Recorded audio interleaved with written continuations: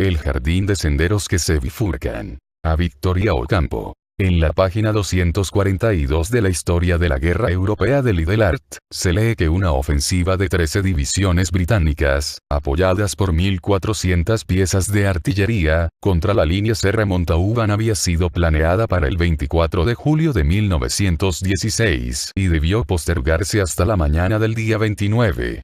Las lluvias torrenciales, anota el capitán Lidelart, provocaron esa demora nada significativa, por cierto. La siguiente declaración, dictada, releída y firmada por el Dr. Yutsun, antiguo catedrático de inglés en la Hochschule de Tsingtao, arroja una insospechada luz sobre el caso. Faltan las 2 páginas iniciales. Y colgué el tubo. Inmediatamente después, reconocí la voz que había contestado en alemán. Era la del capitán Richard Madden. Madden, en el departamento de Víctor Runeberg, quería decir el fin de nuestros afanes, pero eso parecía muy secundario, o debería parecérmelo también de nuestras vidas. Quería decir que Runeberg había sido arrestado o asesinado uno. Antes que declinara el sol de ese día, yo correría la misma suerte. Madden era implacable. Mejor dicho, estaba obligado a ser implacable. Irlandés a las órdenes de Inglaterra, hombre acusado de tibieza y tal vez de traición, como no iba a abrazar y agradecer este milagroso favor. El descubrimiento, la captura, quizá la muerte de 2 agentes del Imperio Alemán. Subí a mi cuarto. Absurdamente cerré la puerta con llave y me tiré de espaldas en la estrecha cama de hierro. En la ventana estaban los tejados de siempre y el sol nublado de las 6. Me pareció increíble que ese día sin premoniciones ni símbolos fuera el de mi muerte implacable. A pesar de mi padre muerto, a pesar de haber sido un niño en un simétrico jardín de Eiffen, yo, ahora, iba a morir. Después reflexioné que todas las cosas le suceden a uno precisamente ahora. Siglos de siglos y solo en el presente ocurren los hechos. Innumerables hombres en el aire, en la tierra y el mar, y todo lo que realmente me pasa a mí. El casi intolerable recuerdo del rostro acaballado de Madden abolió esas divagaciones. En mitad de mi odio y de mi terror, ahora no me importa hablar de terror. Ahora que he burlado a Richard Madden, ahora que mi garganta anhela la cuerda, pensé que ese guerrero tumultuoso y sin duda feliz no sospechaba que yo poseía el secreto. El nombre del preciso lugar del nuevo parque de artillería británico sobre el Ancre. Un pájaro rayó el cielo gris y ciegamente lo traduje en un aeroplano y a ese aeroplano en el cielo francés, aniquilando el parque de artillería con bombas verticales. Si mi boca, antes que la deshiciera un balazo, pudiera gritar ese nombre de modo que los oyeran en Alemania, mi voz humana era muy pobre. ¿Cómo hacerla llegar al oído del jefe? Al oído de aquel hombre enfermo y odioso, que no sabía de Runeberg y de mí sino que estábamos en Staffordshire y que en vano esperaba noticias nuestras en su árida oficina de Berlín, examinando infinitamente periódicos, dije en voz alta: debo oír. Me incorporé sin ruido, en una inútil perfección de silencio, como si Madden ya estuviera acechándome. Algo, tal vez la mera ostentación de probar que mis recursos eran nulos, me hizo revisar mis bolsillos. Encontré lo que sabía que iba a encontrar. El reloj norteamericano, la cadena de níquel y la moneda cuadrangular, el llavero con las comprometedoras llaves inútiles del departamento de Runeberg, la libreta, un carta que resolví destruir inmediatamente, y que no destruí, el falso pasaporte, una corona, 2 chelines y unos peniques, el lápiz rojo azul, el pañuelo, el revólver con una bala. Absurdamente lo empuñé y sopesé para darme valor. Vagamente pensé que un pistoletazo puede oírse muy lejos. En 10 minutos mi plan estaba maduro. La guía telefónica me dio el nombre de la única persona capaz de transmitir la noticia. Vivía en un suburbio de Fenton, a menos de media hora de tren. Soy un hombre cobarde. Ahora lo digo, ahora que he llevado a término un plan que nadie no calificará de arriesgado. Yo sé que fue terrible su ejecución. No lo hice por Alemania, no. Nada me importa un país bárbaro, que me ha obligado a la abyección de ser un espía. Además, yo sé de un hombre de Inglaterra, un hombre modesto que para mí no es menos que Goethe. Arriba de una hora no hablé con él, pero durante una hora fue Goethe. Lo hice, porque yo sentía que el jefe tenía en poco a los de mi raza, a los innumerables antepasados que confluyen en mí. Yo quería probarle que un amarillo podía salvar a sus ejércitos. Además, yo debía huir del capitán. Sus manos y su voz podían golpear en cualquier momento a mi puerta. Me vestí sin ruido, me dije adiós en el espejo, bajé, escudriñé la calle tranquila y salí. La estación no distaba mucho de casa, pero juzgué preferible tomar un coche. Arguí que así corría menos peligro de ser reconocido. El hecho es que en la calle desierta me sentía visible y vulnerable, infinitamente. Recuerdo que le dije al cochero que se detuviera un poco antes de la entrada central. Bajé con lentitud voluntaria y casi penosa. Iba a la aldea de Ashgove, pero saqué un pasaje para una estación más lejana. El tren salía dentro de muy pocos minutos, a las 8:50. Me apresuré. El próximo saldría a las 9:30. No había casi nadie en el andén. Recorrí los coches. Recuerdo a unos labradores, una enlutada, un joven que leía con fervor los anales de Tácito, un soldado herido y feliz. Los coches arrancaron al fin. Un hombre que reconocí corrió en vano hasta el límite del andén. Era el capitán Richard Madden. Aniquilado, trémulo, me encogí en la otra punta del sillón, lejos del temido cristal. De esa aniquilación pasé a una felicidad casi abyecta. Me dije que estaba empeñado mi duelo y que yo había ganado el primer asalto, al burlar, siquiera por 40 minutos, siquiera por un favor del azar, el ataque de mi adversario. Arguí que no era mínima, ya que sin esa diferencia preciosa que el horario de trenes me deparaba, yo estaría en la cárcel, o muerto. Arguí, no menos sofísticamente, que mi felicidad cobarde probaba que yo era hombre capaz de llevar a buen término la aventura.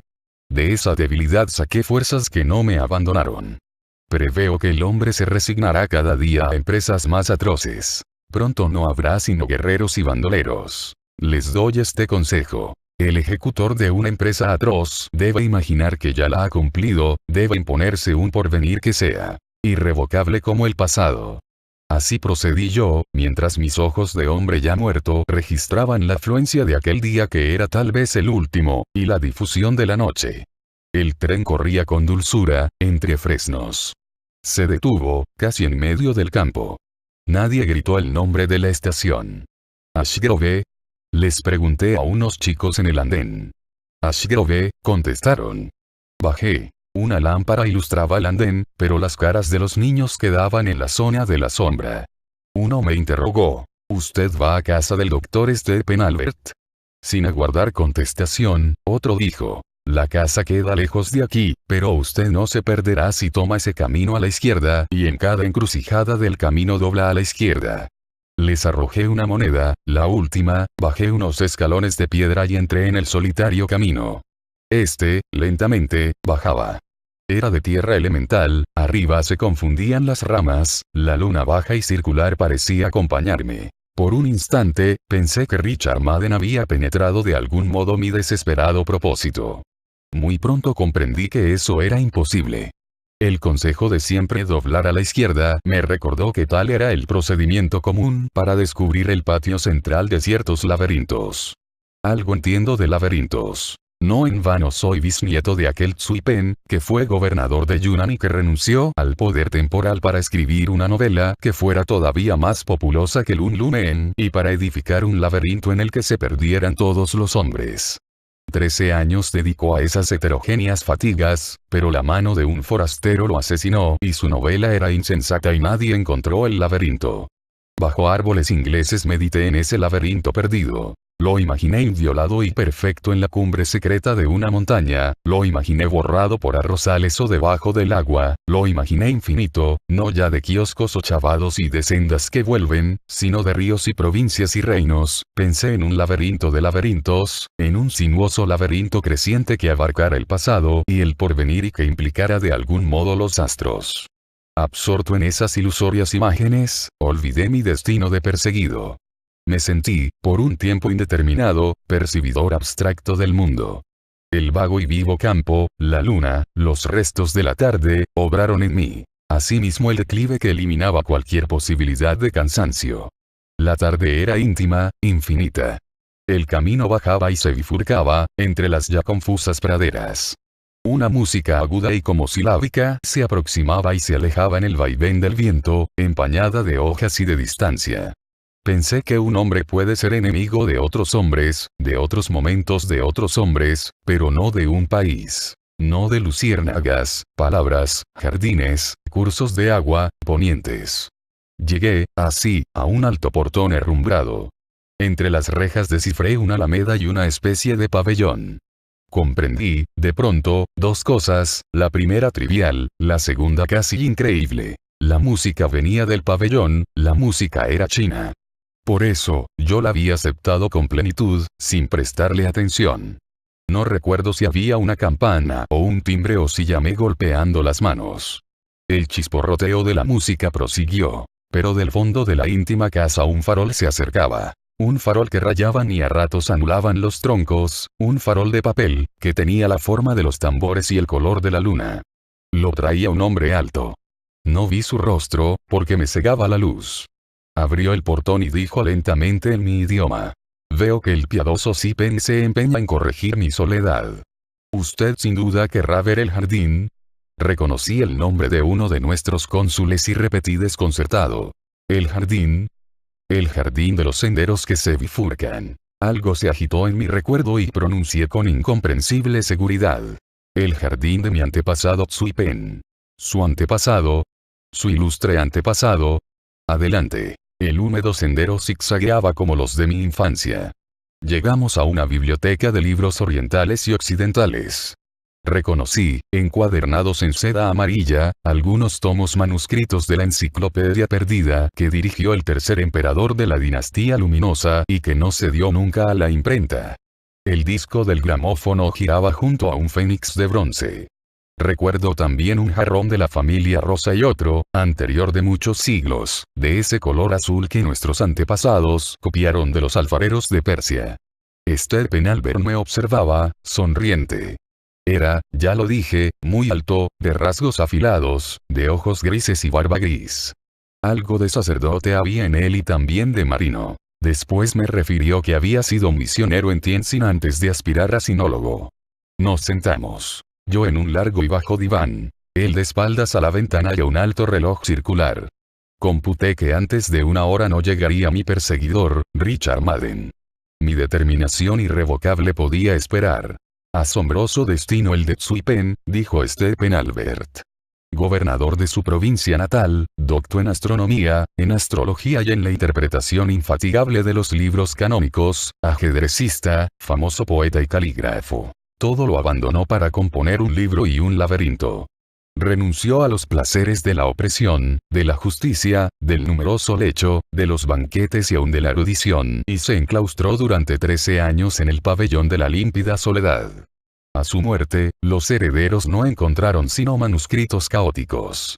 La familia, como acaso no ignora, quiso adjudicarlos al fuego. Pero su albacea, un monje taoísta o budista, insistió en la publicación. Los de la sangre de Zipen, repliqué, seguimos execrando a ese monje. Esa publicación fue insensata. El libro es un acervo indeciso de borradores contradictorios. Lo he examinado alguna vez. En el tercer capítulo muere el héroe, en el cuarto está vivo. En cuanto a la otra empresa de Zipen, a su laberinto. Aquí está el laberinto, dijo indicándome un alto escritorio laqueado. Un laberinto de marfil. Exclamé. Un laberinto mínimo. Un laberinto de símbolos, corrigió. Un invisible laberinto de tiempo. A mí, bárbaro inglés, me ha sido deparado revelar ese misterio diáfano. Al cabo de más de 100 años, los pormenores son irrecuperables, pero no es difícil conjeturar lo que sucedió. Zipen diría una vez, me retiró a escribir un libro. Y otra, me retiró a construir un laberinto. Todos imaginaron dos obras. Nadie pensó que libro y laberinto eran un solo objeto. El pabellón de la límpida soledad se erguía en el centro de un jardín tal vez intrincado. El hecho puede haber sugerido a los hombres un laberinto físico. Zipen murió. Nadie, en las dilatadas tierras que fueron suyas, dio con el laberinto. Dos circunstancias me dieron la recta solución del problema. Una. La curiosa leyenda de que Zipen se había propuesto un laberinto que fuera estrictamente infinito. Otra. Un fragmento de una carta que descubrí. Albert se levantó. Me dio, por unos instantes, la espalda. Abrió un cajón del áureo y renegrido escritorio. Volvió con un papel antes carmesí, ahora rosado y tenue y cuadriculado. Era justo el renombre caligráfico de Tsui Pen. Leí con incomprensión y fervor estas palabras que con minucioso pincel redactó un hombre de mi sangre. Dejo a los varios porvenires, no a todos, mi jardín de senderos que se bifurcan. Devolví en silencio la hoja. Albert prosiguió. Antes de exhumar esta carta, yo me había preguntado de qué manera un libro puede ser infinito. No conjeturé otro procedimiento que el de un volumen cíclico, circular. Un volumen cuya última página fuera idéntica a la primera, con posibilidad de continuar indefinidamente. Recordé también esa noche que está en el centro de las 1001 noches, cuando la reina Sharazad, por una mágica distracción del copista, se pone a referir textualmente la historia de las 1001 noches, con riesgo de llegar otra vez a la noche en que la refiere, y así hasta lo infinito. Imaginé también una obra platónica, hereditaria, transmitida de padre a hijo, en la que cada nuevo individuo agregara un capítulo o corrigiera con piadoso cuidado la página de sus mayores. Esas conjeturas me distrajeron, pero ninguna me parecía corresponder, siquiera de un modo remoto, a los contradictorios capítulos de Tsui Pen. En esa perplejidad, me remitieron de Oxford el manuscrito que usted ha examinado. Me detuve, como es natural, en la frase. Dejo a los varios porvenires, no a todos, mi jardín de senderos que se bifurcan. Casi en el acto comprendí. El jardín de los senderos que se bifurcan era la novela caótica. La frase varios porvenires, no a todos, me sugirió la imagen de la bifurcación en el tiempo, no en el espacio. La relectura general de la obra confirmó esa teoría. En todas las ficciones, cada vez que un hombre se enfrenta con diversas alternativas, opta por una y elimina las otras. En la del casi inextricable Tsui Pen, opta, simultáneamente por todas. Crea, así, diversos porvenires, diversos tiempos, que también, proliferan y se bifurcan. De ahí las contradicciones de la novela. Fan, digamos, tiene un secreto. Un desconocido llama a su puerta. Fan resuelve matarlo. Naturalmente, hay varios desenlaces posibles. Fan puede matar al intruso, el intruso puede matar a Fan, ambos pueden salvarse, ambos pueden morir, etc. En la obra de Tsui Pen, todos los desenlaces ocurren. Cada uno es el punto de partida de otras bifurcaciones. Alguna vez, los senderos de ese laberinto convergen. Por ejemplo, usted llega a esta casa, pero en uno de los pasados posibles usted es mi enemigo, en otro mi amigo. Si se resigna usted a mi pronunciación incurable, leeremos unas páginas. Su rostro, en el vívido círculo de la lámpara, era sin duda el de un anciano, pero con algo inquebrantable y aún inmortal. Leyó con lenta precisión dos redacciones de un mismo capítulo épico. En la primera un ejército marcha hacia una batalla a través de una montaña desierta. El horror de las piedras y de la sombra le hace menospreciar la vida y logra con facilidad la victoria. En la segunda, el mismo ejército atraviesa un palacio en el que hay una fiesta. La resplandeciente batalla le parece una continuación de la fiesta y logran la victoria. Yo oía con decente veneración esas viejas ficciones, acaso menos admirables que el hecho de que las hubiera ideado mi sangre y de que un hombre de un imperio remoto me las restituyera, en el curso de una desesperada aventura, en una isla occidental. Recuerdo las palabras finales, repetidas en cada redacción como un mandamiento secreto. Así combatieron los héroes, tranquilo el admirable corazón, violenta la espada, resignados a matar y morir. Desde ese instante, sentí a mi alrededor y en mi oscuro cuerpo una invisible, intangible pululación. No la pululación de los divergentes, paralelos y finalmente coalescentes ejércitos, sino una agitación más inaccesible, más íntima y que ellos de algún modo prefiguraban. Esther Penalbert prosiguió. No creo que su ilustre antepasado jugara ociosamente a las variaciones. No juzgo verosímil que sacrificara 13 años a la infinita ejecución de un experimento retórico. En su país, la novela es un género subalterno. En aquel tiempo era un género despreciable. Tsui Pen fue un novelista genial, pero también fue un hombre de letras que sin duda no se consideró un mero novelista. El testimonio de sus contemporáneos proclama y harto lo confirma su vida, sus aficiones metafísicas, místicas. La controversia filosófica usurpa buena parte de su novela.